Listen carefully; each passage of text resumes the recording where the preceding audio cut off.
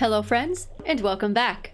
The last few videos that I've made, I've talked about some things that are available in the witch's hut. So, let me tell you how to unlock it and what's all inside. This is a multi-quest, multi-step process, so it's not impossible to get it all done in one day in Stardew Valley, but it may take a few in-game days to complete, so don't fret if you can't get it all done at once. The witch's hut is found in the Witch's Swamp, which can be unlocked after the Dark Talisman quest.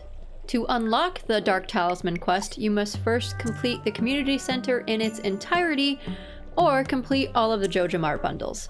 Once you have your community center or all of your Joja things done, go to the railroad area to unlock a cutscene with the wizard. The Dark Talisman quest comes from the wizard, and he will ask you to retrieve a magic ink bottle from his ex-wife's house. But to gain access to his ex-wife's house, you will need the Dark Talisman. Once you have triggered this cutscene and the start of this quest, go to Krobus in the sewers.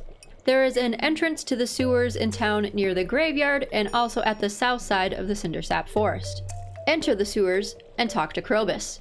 After you talk to Krobus, this should help you gain access to the Mutant Bug Lair.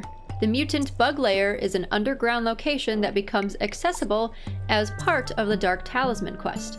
The entrance to the lair is in the northwest corner of the sewers. Talking to Krobus during this quest will open the passage to this location. You can also fish here, but be careful. Mutant bugs will continuously spawn and try to attack you. Inside the Mutant Bug Lair, you will find a chest. This is where the Dark Talisman is located. It looks like a little purple dwarf figurine. Take this talisman to the Witch's Swamp location. The Witch's Swamp is located on the northeast side of the railroad tracks, all the way in the upper right-hand corner. Place the Dark Talisman on the artifact that is blocking the cave entrance. Once inside the cave, you will be teleported to the Witch's Swamp. Once you're here, you will encounter a henchman blocking your path. This triggers the quest, Goblin Problem.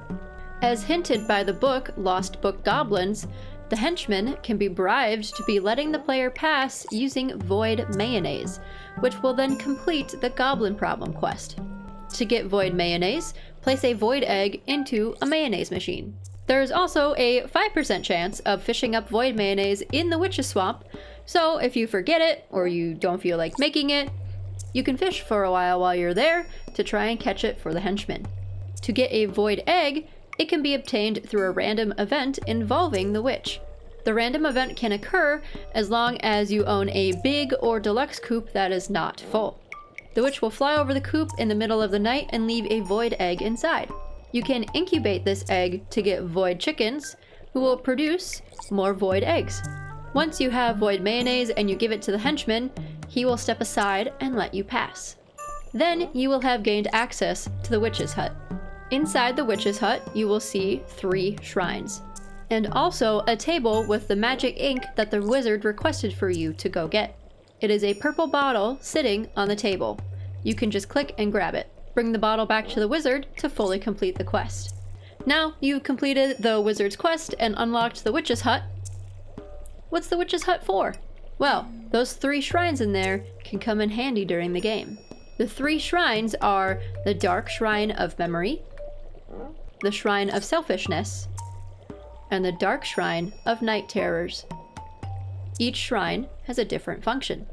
I'll make a separate video for each of the 3 shrines, but here is a basic overview of each one. The Dark Shrine of Memory wipes the memory of an ex-spouse in the game. It will be like you've never even met. This can come in handy if you get divorced in Stardew, but wish to rebuild your relationship with the character. After a divorce, it is impossible to rebuild back any hearts with your ex-spouse, and you will only ever have negative dialogue with them. Wiping their memory will basically start them back completely at 0 as if it was the beginning of the game, and those hearts can actually be rebuilt and regained. However, this will not repeat any cutscenes you previously had. You can fully rebuild the relationship back to being able to remarry them. They don't know they were ever married before. The cost to use the Dark Shrine of Memory is 30,000 gold. The next shrine is the Shrine of Selfishness.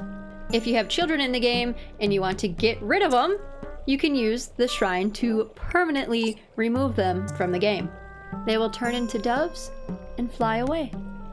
Many players in the game have reported that their children are creepy. And honestly, once they become toddlers, that's kind of it. They don't continue to grow, they don't do anything on the farm, they just run around your house really fast and go to festivals with you and your spouse. So many players just opt to eat their kids. However, be careful. They may come back to haunt you. The cost to use the shrine is 1 prismatic shard. The final shrine is the Dark Shrine of Night Terrors.